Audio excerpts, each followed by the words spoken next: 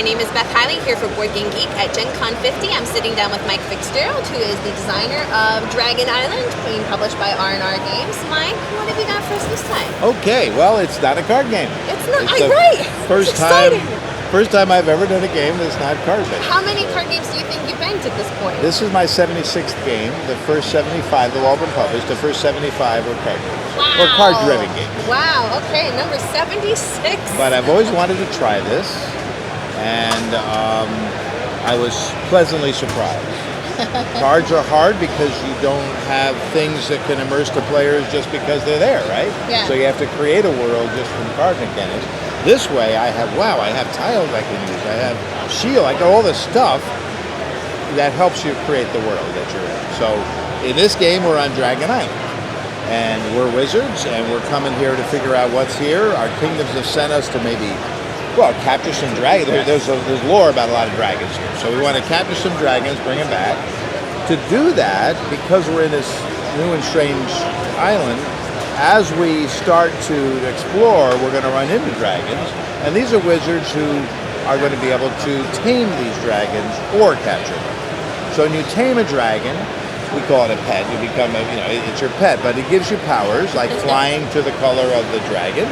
I was going to say, because you're starting to review some powers here, so I'll put out our little review boards here. So this is not as simple as most of my games. I mean, this is probably the heaviest and complexity way they've ever done. But because there are up to 8 things you can do on a turn. However, most of the game you're just doing 3 things. Right. And I can show them real quickly? Sure, yeah. They're quick. So you're placing a tile and producing at the same time. So if I'm the red wizard, everybody gets a start tile. So if I'm the red wizard, I have to play this tile first. Same. Put it down here so we can make sure we see it. Yep. So I'll play it next to the wizard's keep, which is the start tile. Then you produce. Very simple. You get red because you have a red tile, and you get gold from the wizard's keep. So I get a red and a gold. You put them behind your screen. You're starting to build your resources. Then the next thing you're going to end up doing is moving your wizard, which means you can put your wizard meeple, which is somewhere.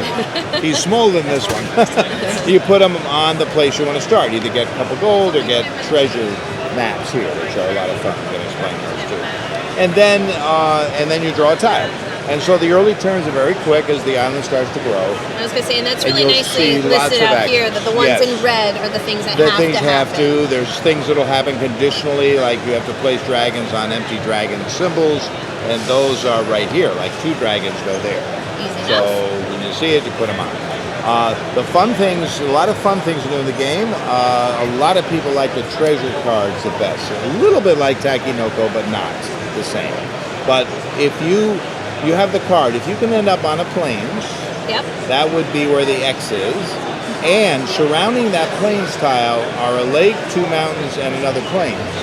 There could be more, but as long as that's there, you can. The last thing you do on the turn when you're on that square is say, "Look, I found a treasure," and you'll get 3 fame and 2 gold, and you'll put this away. And then a marker goes on it to say, "Treasure here has already been found. You can't find it again."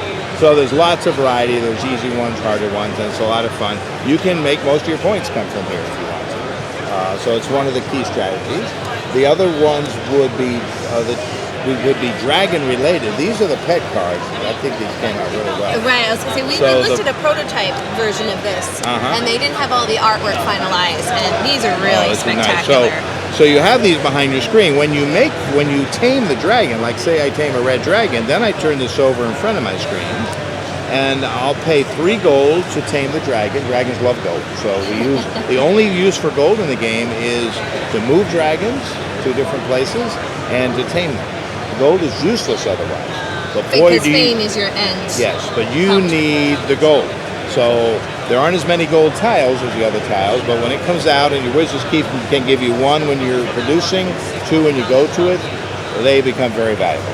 Depending on the game. The game is very different because we have so many tiles, 40 different tiles, double-sided. So some games there'll be a lot of gold out there, some games there won't be, some games a lot of dragons, some there won't be. That sounds like the makings of a lot of replayability. That's certainly part, and changes the base strategy too. I mean, because there's only 4 ways to get points, so they're pretty easy to figure out, but then it's how they work together. The ultimate goal is to get a turn where you've got a dragon on the tile. You go there. first thing you must do is deal with the dragon. So let's say we make this dragon our pet, because we have 3 gold ready. You can also capture dragons for 10 active energy, which I'll get to say. But anyway, you can get as many dragons as you want, and different colors are preferred on one tile just for 10. You can capture them all and get your points.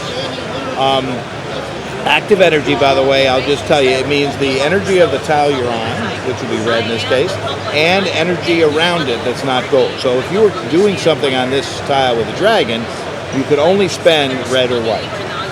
Okay. So where you are on the island as it starts to grow becomes important, and what tiles you're going to put down to help you. So let's say you make it a pet. Creating very juicy spots potentially for future players. Right. So yes, because you're affecting everybody. Everything you do affects everybody. So you've got your pet, you put 3 gold in your pet, then you do the action on the tile. So let's say I take more treasure cards, that's what that one is.